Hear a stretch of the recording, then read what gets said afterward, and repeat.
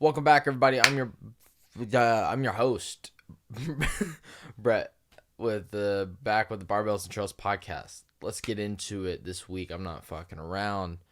We're going strong. Uh, this is gonna be a short episode. I can tell you right now. I hope everybody had a wonderful Thanksgiving. I had a lot of fun myself. It was nice to have a little time off, get into the holiday spirit. I hope everybody gained a lot of weight because I know I did. You know how if you guys remember for last week's episode, I said that if you do not gain 6 pounds Thanksgiving Day, you're not doing it right. Well, I got up Friday morning, first thing, hopped on the scale, and compared it to the day before. And surprisingly, I was exactly 6 pounds heavier than I was the day of Thanksgiving. I don't know how I predicted it so well. I was the only one in my family to go for seconds, because on my other side of the family, do we know how to eat? But I've had an interesting week. I didn't have a whole lot necessarily planned for this episode. I'm just gonna kind of go for it, little rambunctious. Um, and we'll talk about a few things. But one thing I did want to mention, I went and saw the new Black Panther movie. Pretty interesting. Wakanda Forever. I mean, spoiler alerts to anybody that hasn't seen it, just in case I say something. But amazing movie. I was actually I was impressed. I don't know if I like it more than the original, because the original was such like, it was so different than any other Marvel movie. It kind of got held to a higher standard, I feel like. But it was really good. It was really sad because they kind of used it as a memorial service to Chadwick Boseman, bringing up his death in the movie and kind of explaining it the same way everything happened in real life, where he was hiding his sickness and didn't necessarily tell anybody until it was almost too late, or he knew that there was nothing to do and no one found out until it was basically him on his deathbed. So that was really sad. But it was it was a very good movie. I was not necessarily expecting how it ended, but I liked it. It was really cool. I liked the plot twists. I like Namor. I like some of the characters they brought back in it. Not too shabby. Spoiler alert at the end, I'm saying it now. T'Challa having a son? Very interesting. I don't know where the hell that's going to go, but I'm curious to see what will happen in the MCU with that. And in general, very, very interesting shit. But not only that, I went and saw my sister. I was down in Vincennes this weekend, a little day and a half trip after work Friday to go see my sister. Went to a place called Wings and Rings. We drove an hour from Vincennes to go eat wings. It was good. It was not worth an extra hour drive. But well, we had some fun. It was really cool. It was cool to get down into southern Indiana a little bit. I haven't been down there in a minute, so it was fun to see Bailey and everything. And I think she'll be home in a couple weeks, so we'll kind of see what we can do there. She's definitely going to be on the podcast this December, and we'll see what we can do. I have a few ideas, but I hope everybody's getting your Christmas shopping done now. Sadly, I ran out. I actually was trying to get some shit from Yes Theory for a Christmas present, and sadly they were out of stock. And speaking of Yes Theory, they just released a new video this weekend where Thomas went to Cameroon and visited, I believe it was the Baka tribe. Correct me if I'm wrong. But he decided to take a trip to a very remote village. One second. A very remote village, 15-hour journey from the airport to live with this tribe on his own for 2 days. It was really cool to see. You could tell he was a little nervous as to going so away from just everything. Any major cities being so not stranded and necessarily a very unknown place without connection and people. Luckily, Cameroon is a majority-speaking country. I just said majority-speaking country. Majority French-speaking country, and he speaks French. So it was pretty cool. I wasn't expecting some of the story to go as it was. Between just seeing these people and kind of their stories, seeing how they lived, their average height being 5 foot flat. So some of these men, as he's with them, it's hard to tell, but like watching it, you forget that these people are just naturally short. They're full-grown men, but like half the time I'm sitting there, I was watching it, and I'm like, oh, is that guy like 14? The dude's probably 27, but he, just because of his height, it threw me off so much. But he was able to connect with them and really kind of understand how, I guess, remote they are to Western society. The one guy that he talked to one night, didn't know what a plane was.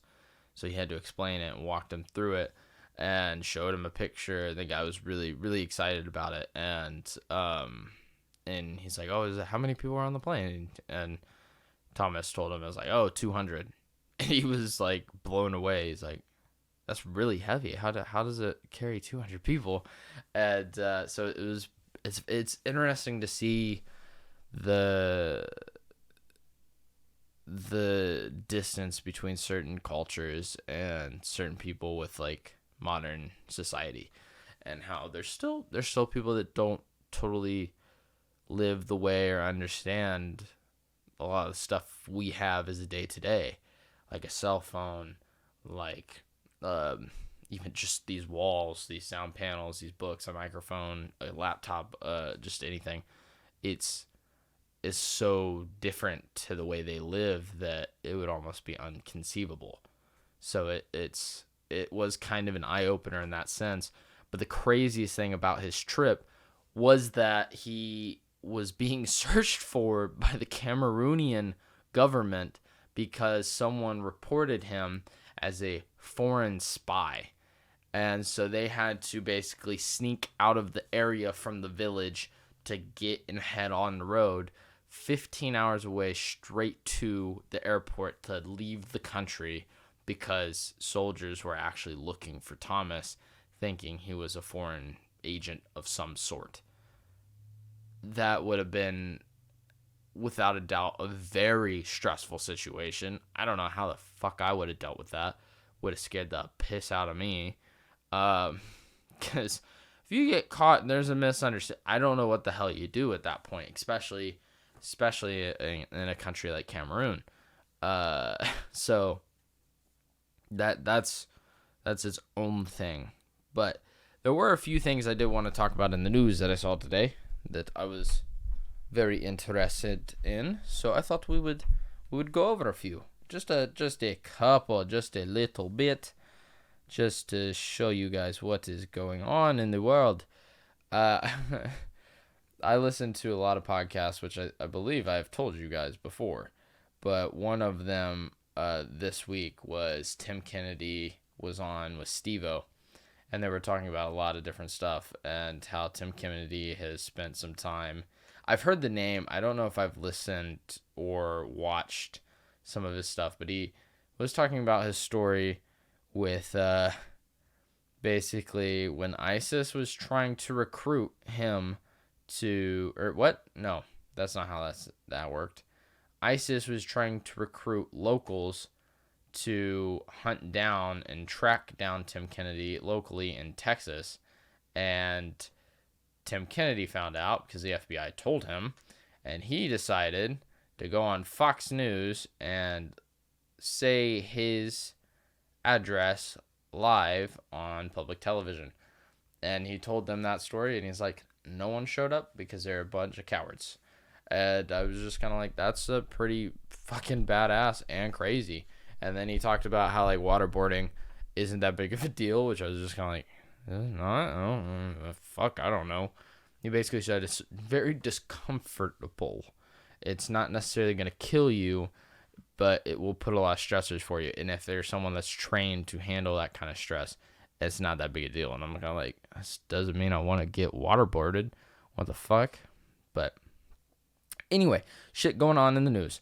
Rolls-Royce tests hydrogen jet engine. British engineer company Rolls-Royce tested the first ever hydrogen-powered jet engine. Jet engines typically use kerosene, a fossil fuel derived from petroleum, not plutonium. What the fuck? Petroleum. English? Airlines cause an estimated 2.1% of global carbon emissions. Hydrogen is a highly flammable element. It is a gas at room temperature, but becomes a liquid at negative 423 degrees Fahrenheit. Burning doesn't produce harmful emissions. Rolls-Royce engine successfully used hydrogen to generate thrust, the power that propels airplanes. It's the first time hydrogen has done so. Still, it may be decades before hydrogen powers airplanes. That is very interesting. I have heard that there has been some tests and studies done to eventually create hydrogen-powered cars. I think there's already some, but it's not super common, and so some people think it might be a better option instead of using straight fossil fuels and gas. At least if you are using a petroleum product, it's at least not producing more emissions when consuming it in your engines. So that's interesting. European police bust mega cartel. European police agencies arrest 49 people linked to a cocaine mega cartel. Police from 6 different countries arrested 43 across 5 European countries. They also arrested 6 drug lords in Dubai, a city in the United Arab Emirates where many criminals are believed to live. Police believe the suspects jointly ran or operated a multinational cartel that imported 1/3 of Europe's illegal cocaine, and also believed the group has ties to mafia kingpins and other organized crime groups. Police also seized 30 tons of drugs worth 400 million euros, or $414 million, as well as luxury cars and estates. That is a very major drug bust. Good job. Get all the cocaine, you European police. Get that off your streets. World's largest volcano erupts. How did I not hear about this one? Oh, my head is just... Okay. Hawaii's Mauna Loa volcano erupted on Sunday for the first time since 1984. Mauna Loa is located on the biggest island of the Hawaiian island chains. It's the world's largest active volcano and has been intermittently erupting for the past 700,000 years. The volcano has erupted 33 times since 1983, but hasn't erupted for 38 years. The eruption began late Sunday night. It's a type of volcano where lava flows downhill rather than exploding into the air. Officials say its lava flows don't currently threaten any cities or towns. Well, that's good. Just a little lava flow. You gotta let it do its thing. Amazon, the big boy, Bezos in his boat. Amazon reveals new drone. Amazon unrevealed. I'm sorry, guys. I'm losing my mind. Unveiled a new 30-minute delivery drone. Amazon is preparing its Prime Air service, which delivers small packages by drone. The program began nearly 10 years ago, but its launch has been repeatedly delayed. Amazon now plans to unveil the drone delivery in 2 U.S. towns next month. Last week, Amazon unveiled a new drone that it claims is smaller and quicker than its current model. It hopes to deploy the drones in 2024 and says it will enable 30-minute deliveries in some cities. Items for drone delivery will have to fit in one box and weigh less than 5 pounds. Guys, is it really that big a deal to wait on packages just a little bit? I have to admit, I remember when I was a kid, and if you did order something online, which at that point was still very unheard of, it automatically, no matter what, took 2 weeks. That was like the go-to delivery time, was at least 2 weeks. There's shit nowadays I can get next day, and I don't even necessarily live near a very large city. I live in Indiana. And there are times certain shit does take a while. I mean, these motherfuckers, those fucking phone panels took 2 months. Supply chain issues and delivery time, but that's one thing. I don't know if it's necessary that we need to have fucking drones flying around delivering packages. Come on, guys. How badly do you need your salt shakers that you ordered for no goddamn reason? Like, what's going on here? Amazon's just trying to make as much money as possible, and because of that, people will lose jobs. We'll see if more people get jobs to handle the drone situation, but I don't know. It's interesting. Ooh, infected wolves more daring? Maybe. Wolves infected with a common parasite are 46 times more likely to become pack leaders, a study found. Toxoplasma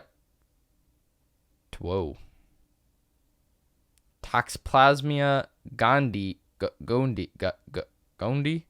is a single-celled parasite that infects 1/4 of the world's human population.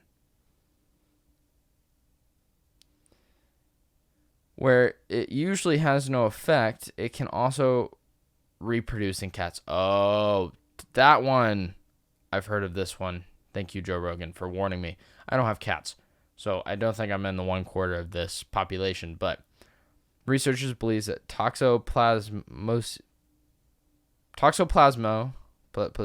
what? I'm an idiot.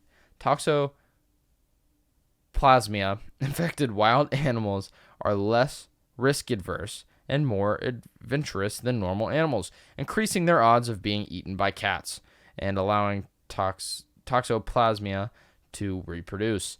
A new study of infected wolves in the United States suggests that the parasite makes wolves more daring, increasing their chances of being pack leader. So it's like a steroid. They want to get it because then they'll be the best wolf of the bunch. Another chart of the day, where the black bears are. American black bears in North America, smallest and most widely distributed bear species. Alaska has the most black bears with an estimated 100,000. California with the second most with 30,000. 9 states: North Dakota, South Dakota, Wyoming, Delaware, Hawaii, Illinois, Indiana, Iowa, and Kansas have no permanent black bear populations. I want a bear. Maybe. I don't know. As long as it doesn't, like, eat my dog. We used to have bears here. Actually, Tipton is a weird fun fact about the place I live. My town, right where our public park is, used to be called Devil's Den because it used to be populated full of black bears and people died. Or it might not have been black bears necessarily, but bears. There used to be bears here. No more. The best bear we got is my dog. Employers lower job requirements.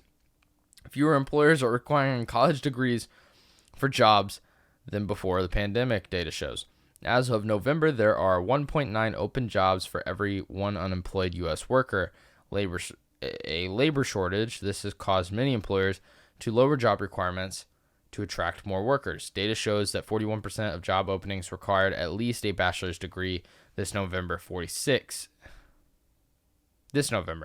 and as of November 2019, 46%. Google, Delta Airlines, Ernst & Young, and many other companies have reduced job requirements from 4 years degrees to other educational experience. At IBM, most U.S. jobs no longer require 4-year degrees. Interesting. Chevron can drill in Venezuela. Biden administration granted Chevron permission to drill and export Venezuelan oil. Venezuela has the most proven oil of any country. Chevron has been among the largest U.S. oil companies active there. Venezuela has been in political and economic crisis since 2015, though with $7 over 7 million Venezuelans having fled the country in 2019, the U.S. imposed sanctions, hoping to change the government's policies. The sanctions forced out many.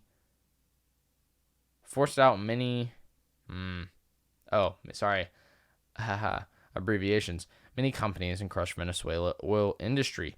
The United States has given Chevron a license to resume doing business in Venezuela. In exchange, Venezuela's government says it will negotiate with its domestic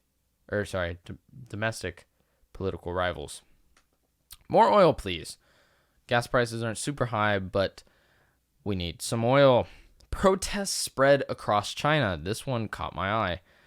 Protests are ongoing in several Chinese cities over COVID-19 related lockdowns. Xi Jinping, China's leader, has forcefully promoted zero COVID policy, which utilizes mass testing lockdowns when any cases are detected. China is currently facing high record case numbers. Officials have responded by locking down millions in several major cities. Last week, an apartment fire killed 10 plus people, with many blaming lockdowns for slow emergency response. Thousands have since protested, demanding an end to lockdowns. Large protests are rare in China. Yeah, because they don't like that. They don't like that. Well, I think that's going to do it. Wait. Oh, yeah, that's going to do it for the end in there in the news. But yeah, it is it is very, very interesting that case, because we're just so used to protesting. But over there, he's caused more issues than it's probably worth. Zero COVID. What is COVID nowadays? I get a sneeze. Do I got COVID? No problem. No issues. It's okay. Like, at this point, there's no issues. Do I think there might have been a slight overreaction at the beginning? Possibly. But at the time, certain information was not out. And, people were cautious, which I think everybody has that right. Do I think that there might have been a little governmental boundaries overstep? A little bit. But what can you do at times?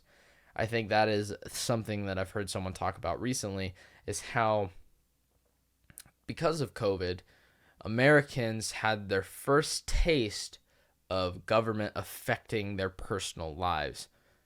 For us, that's insane. But the thing we don't realize is stuff like that is normal all across the world, where the government has some sort of affiliation and effect and control over what you actually do, which for us, we've just never had. So when something like COVID popped up and that became an issue, it was kind of unexpected for a lot of people and was very uncommon and not normal for us. So I think that's something we had to get used to, and it was a big change. But I think we're okay now. I'm not saying politically we're great, but we're surviving.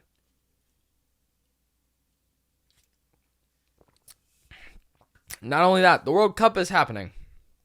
I don't watch soccer or football, but not mainly. I have watched a handful of the games, not fully because it was during work. I saw bits and pieces. I watched the part of the France-Australian game last week. I watched part of the Wales-US game. I was sad that it ended in a tie. I wanted to watch the England-US game, but it was right in the middle of the work Friday. So I did miss it, but I was very surprised that the US was able to tie 0-0 to England. I kind of thought we were going to get our ass whooped. So I'm curious to see where this ends up. I think the US, I think we can move on to the next round. As for who's going to win, I don't know. I was kind of impressed by France. I don't watch this stuff, so I don't know necessarily who's good. I expect anyone besides the US to be better than us for the most part.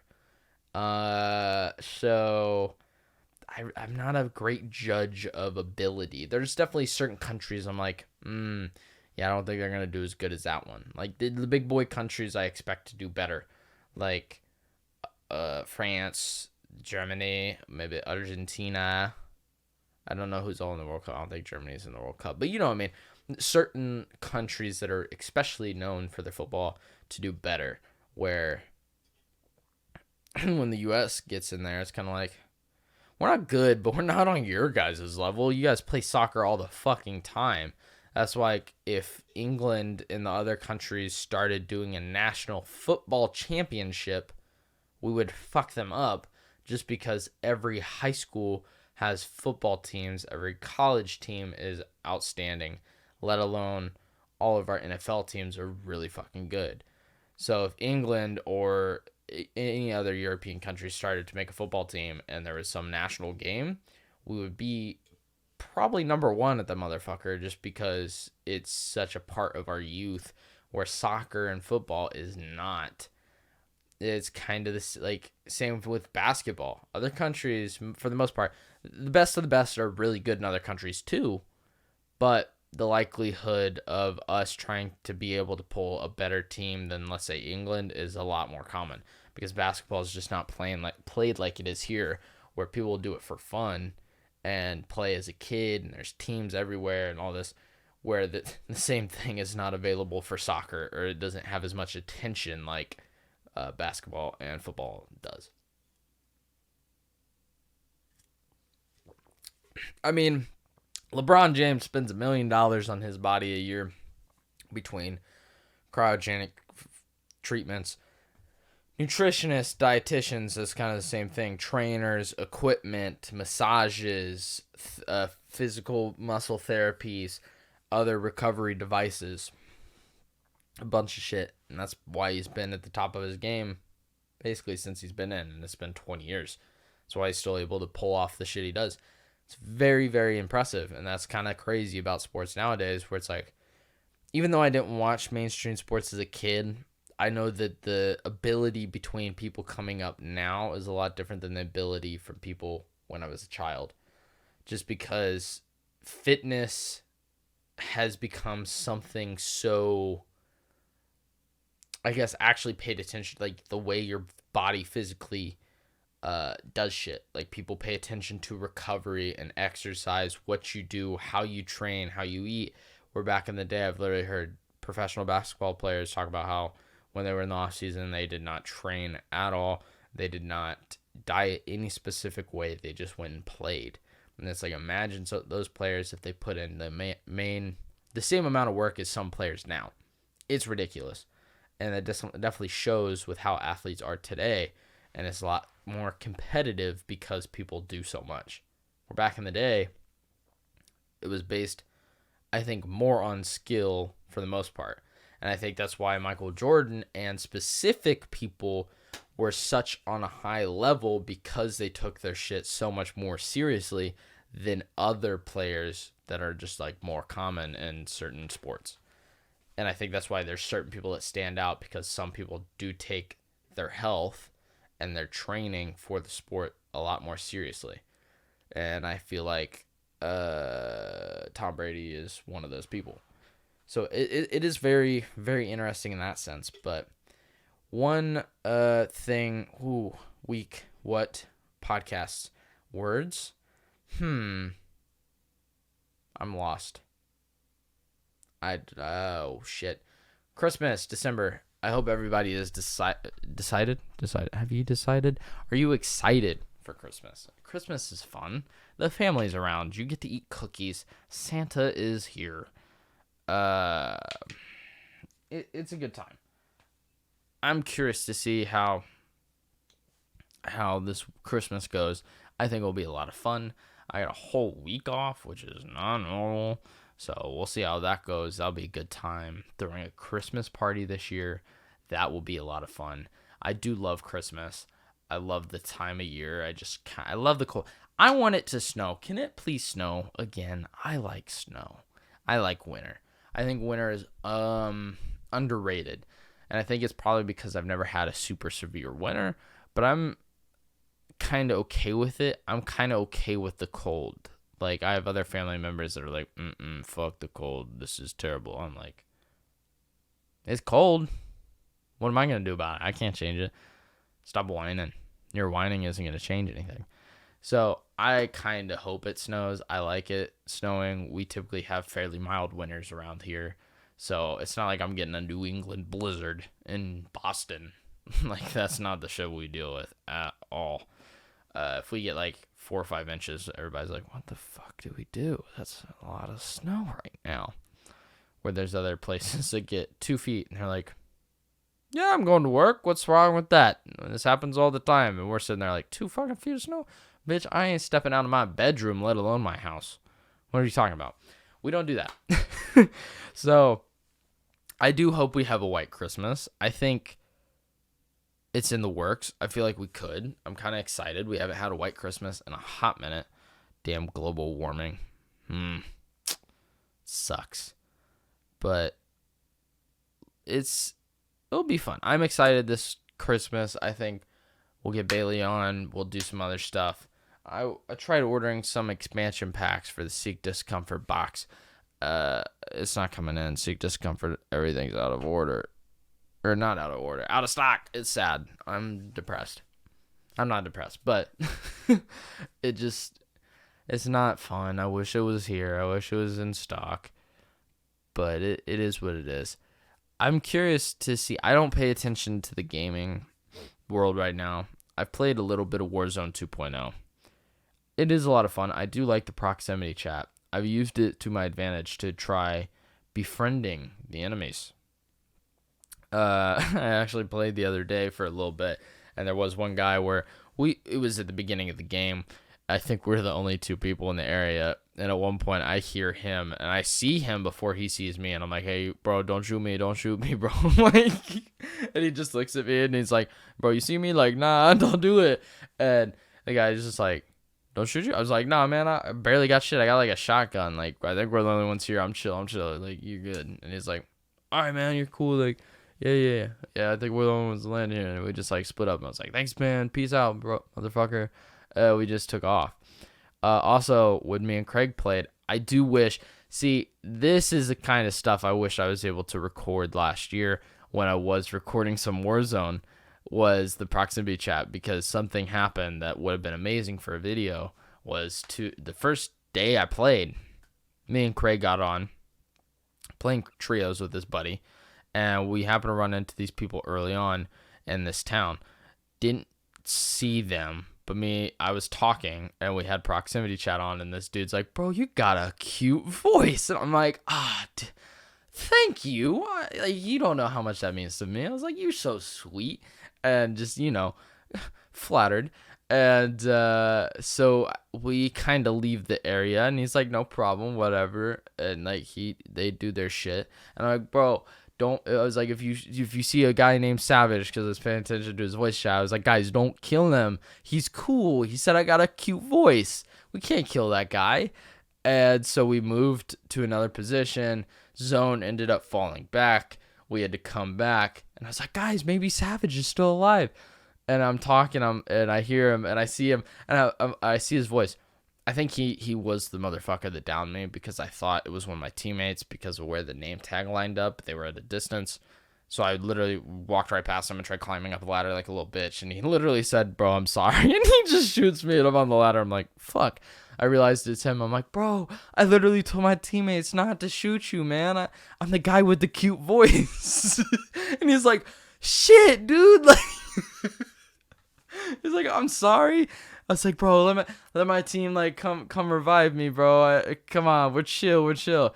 And he just kind of like was like looking at me, and I didn't know it at the time we'd ever talking. And he's like, oh man, I'm sorry. And he wasn't killing me. I'm just sitting there down, pleading for my life, trying to be friends with this dude. And I don't know it, but his teammates literally hunting down my team as we were talking and killed them, and the game ended. And I was like, shit. It's like I was trying to make friends, make small talk, a little wholesome Warzone for a change. COD's typically very aggressive, so I kind of changed it up. It's all right.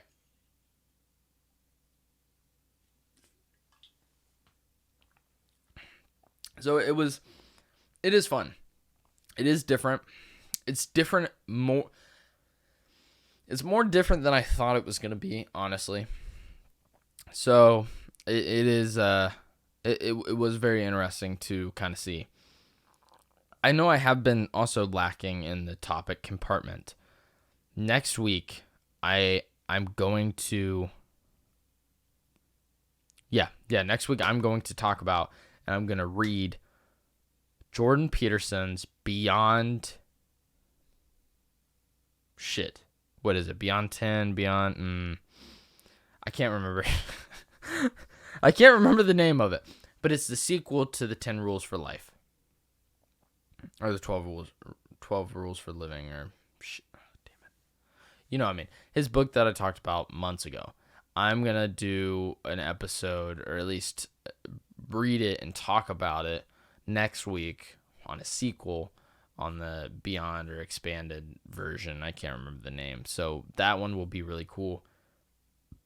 One thing I talked about, or no, I listened to a podcast about, which I found very interesting, was people were, Lex Friedman had just visited the Ukraine, and he's like, the thing that's very crazy is, he's like, it made me realize how good the U.S. military was. He's like, we had some troops over there for rescue operations. We had some people doing stuff along those lines. And he's like, I talked to some of the Ukrainian soldiers and asked who the bravest soldiers were, the Russians or Ukrainians. They were like, the Americans, hands down. And it is kind of crazy to think about, but I also saw someone else, Tim Kennedy, was talking, and he's like, the difference, you don't understand the difference between the U.S. and Russian military. We train, our soldiers are trained and equipped, they are healthy in any way possible, and are in the most peak physical condition we can possibly have them in. Obviously, not every soldier is shredded, but every soldier gets physicals multiple times a year. Eye appointments, eye doctor visits, dental, all of it. They get paid. They're equipped with high quality, state of the art weapons when it comes to guns, ammo, body armor, whatever. And we have really, really good equipment. And he's like, you don't understand the shit that the Russians have. He's like, these people do not have this. They're not trained. They don't have the equipment. They're not physically healthy, but they're there. So it's like there's a reason why they're also struggling. And part of it, which is so true, which I thought about even with World War II, if you've ever seen the Battle of Stalingrad, the movie. Amazing movie. It showed how fucked up the Russian military was. Even 100 years ago. 80. But in the sense of being unequipped, untrained, and relying mainly on numbers. And at the time, they were fighting a well-armed, better-trained German force. And literally, they got to the point where the Russians were trying to hold these cities so bad, because they were getting, at the time, fucked over, that they were telling their soldiers to fight to the death. And if you retreat, we will put a bullet through your head. It's a little much. That's the one thing Russia has always had on us, is the numbers. Same with China. I feel like if you rank the U.S. on overall military, it's going to go U.S., China, Russia. If you go off of technology, it's going to go U.S., China, Russia. If it's going to go off of training, it's going to go U.S., China, Russia. If you go off of numbers, I think it would be China, Russia, U.S. That's the main thing they got against us on both sides, is just the number of soldiers possible. And that's the thing. One of the things that Lex Friedman talked about was how people say they're so brave and they have like a sense of confidence. U.S. soldiers do. And he's like, I think part of that has to do with training, because they know how to handle situations and just what to do. Where if you're an untrained Russian soldier, you're not going to be confident trying to go on the field. One, you're going to be scared to die, because no one wants to do that. But two, you don't totally know what the fuck you're doing. And you're just being told by a superior to go do this. And if you have no formal training, it's going to be rough. And you're not going to be a good soldier. And that's just, it is what it is in that sense. The sad thing is, one thing that Tim Kennedy talked about is how the Russians are basically forcing people in ethnic groups that they don't want to be part of the draft for the Ukrainian war. Didn't necessarily know that, don't keep up on it that much, but it makes a lot of sense when the government can literally tell you who the fuck's going to go to war. And that is an issue that we've never necessarily had, because in the United States military, we basically fight as one. And I think that's one thing that the U.S. has always had is training, military, technology, equipment, and morale. I feel like in all situations we have had a very strong morale because of what we stand for. We're not only fighting for a country, but we are fighting for freedom and liberty itself, and we have in almost every war. Not saying some of the wars we fought, let's say Vietnam or even Korea, were necessarily fought graciously or necessarily for the right reasons, or in these wars for the right reasons, but at the same time, we at least had that backbone of what American soldiers are. Not saying we haven't had fuck ups and soldiers have crossed the line in certain situations, and that sadly is just what happens in war. It happens on either side. Terrible things happen. That's one reason why I hate war. But at the same time, I am glad to grow up and be an American and know that we take our shit seriously. Being my uncle, being a Marine, and everything, and not necessarily hearing stories, but knowing a lot of people in the military, we try to know what the hell we're doing. And I think that is one thing I'm grateful for, is just our capabilities and hopefully protecting and serving for a righteous cause in some sense. But it is very interesting. But I will try having more topics later next week. I will try to have a guest or two on this winter, or at least this month. I might possibly have 2 episodes this month. I'm definitely going to show up in a Santa hat at one point. It's going to happen. I can't deny that by any means. This isn't going to go out before the end of November, so I was going to say shout out for the fundraiser.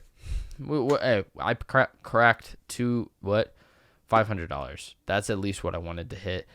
I should still go donate myself and donate more, but I'm happy that I was able to crack 500, and I'm grateful for that. And it is what it is. I mean, that was my original goal. I was worried I wasn't going to hit that, so I was still able to surpass it, and I'm glad for that to begin with. So I do hope everybody had a great Thanksgiving, and I hope everybody has an amazing Christmas.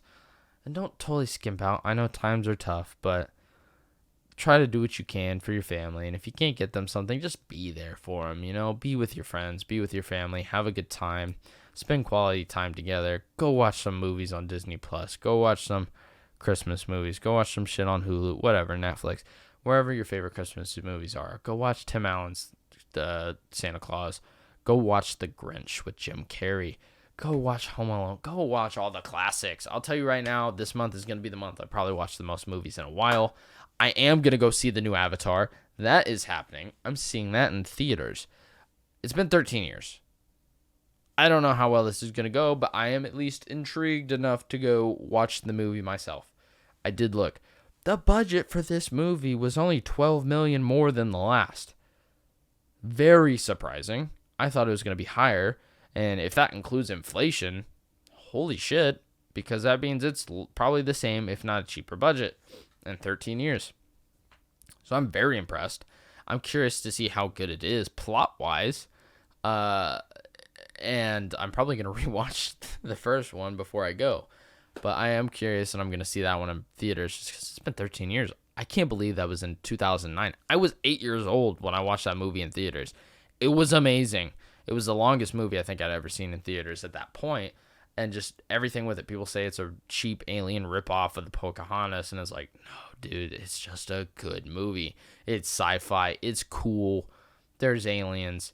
Is it kind of like Pocahontas? I guess a little bit, but it's just colonization. That's what happens. People do some fucked up shit. If aliens came here, I think that's our biggest worry is And that is a funny quote, is how some people, I think the reason why people are scared of aliens showing up is because I think we are scared that they'll do the same shit we do when we come into new places. When we colonized and came into new territories in the past and into North and South America, humans did some fucked up shit. And I think that's why we're worried about some other creatures of some sort, aliens, other species coming upon us that are a higher being. I think that's why we're scared, because I think some people are nervous in the sense of, what if they do the same shit we do? Yeah, so we're fucked. I'm not gonna do what I did last time and pull like 12 cards in a row, unless these are quick fire cards. But I am gonna pull a few. Oh, is that why they were upside down? Is that why? I never resolved this from last time. I am gonna pull a few cards from the Spark deck and see what we got. What is a seek discomfort moment in a story you're the most proud of? For me personally, a seek discomfort moment. Oh, when did I seek the most discomfort?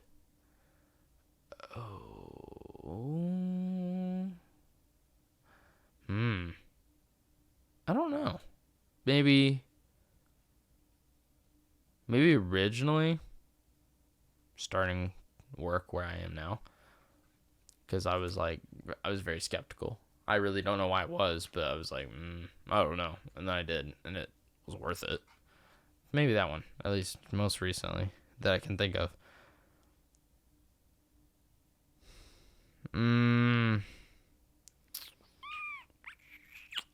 Have you ever felt like you could never truly repay someone for something they did for you?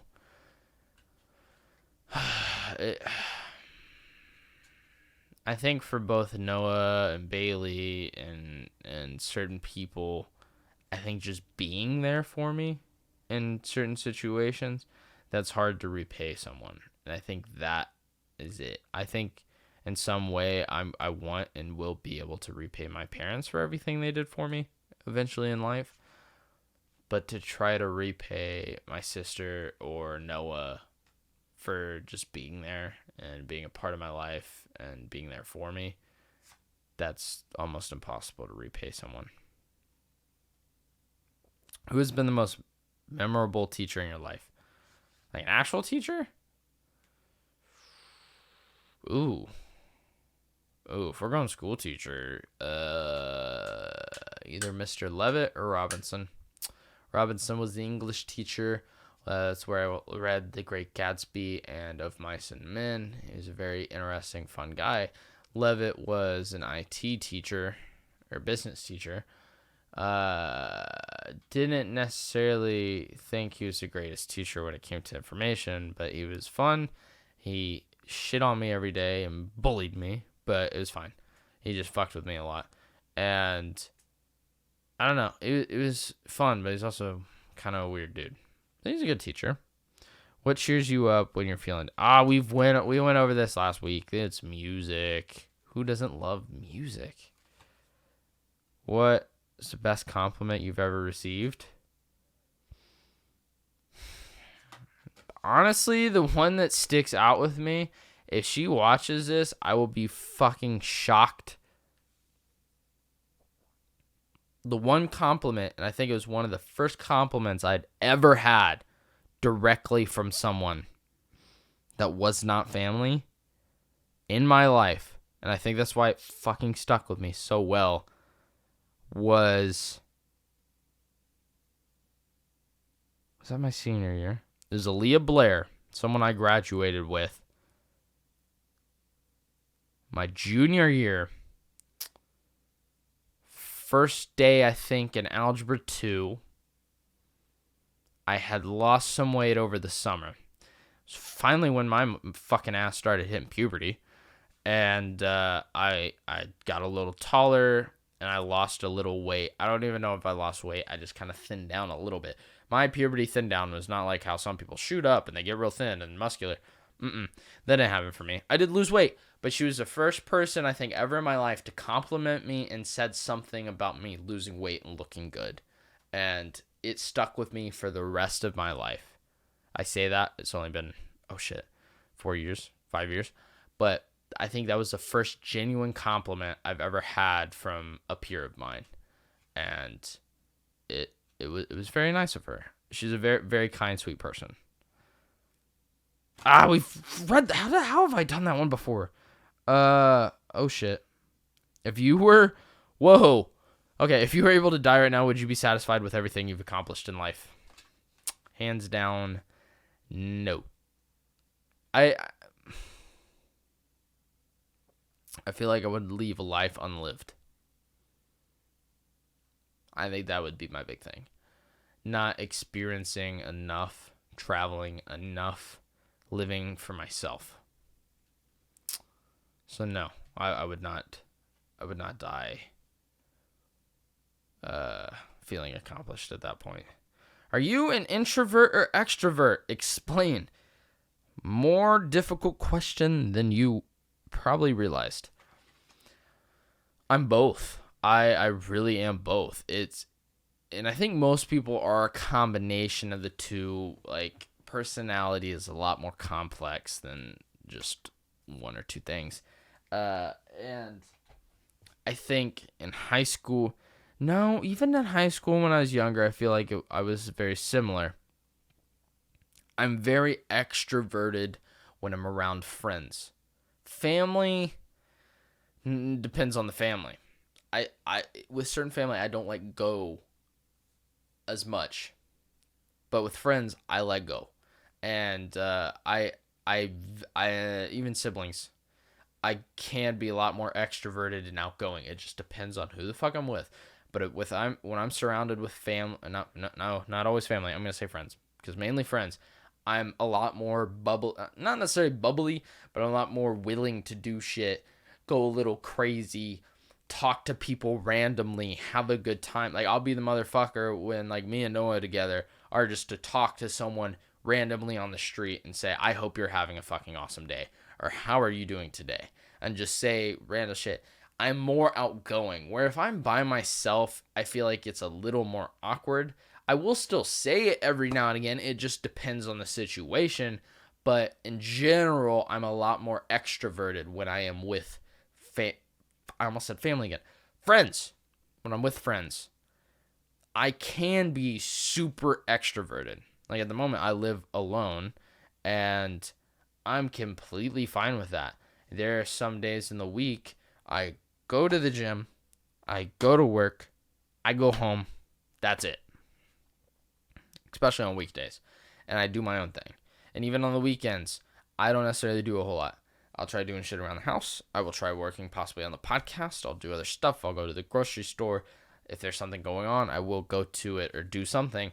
But for the most part, I'm fine with staying on my own.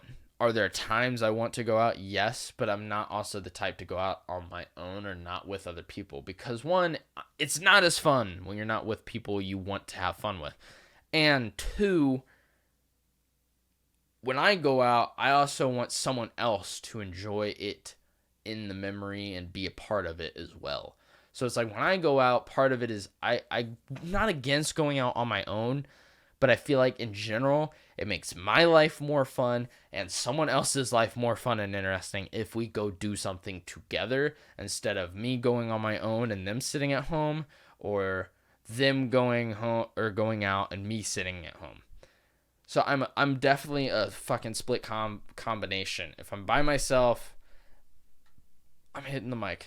If I'm by myself, I'm definitely more of an introvert. If I'm with friends, I'm definitely an extrovert. It just depends on the scenario and situation. I'm a toss-up motherfucker. I've always been that way. It just kind of depends. But I think that is going to call us. This is a little shorter episode. Didn't necessarily get into anything too crazy this week. I'm going to read that book for next week. We're going to get into more interesting shit. We are going to do some more stuff this Christmas season, and I think it will be a lot of fun. I hope you guys had a wonderful Thanksgiving. I've said this 4 times. I hope everybody enjoys their time with their family. And I hope that in general, this Christmas season, this holiday season, this December is amazing for everybody. And I genuinely mean that because I want to have a good time. And I hope you all do as well. So I will see you all next week for the start of December. Hopefully we get that white Christmas around here. And, I'll see you guys later. Peace out, everybody.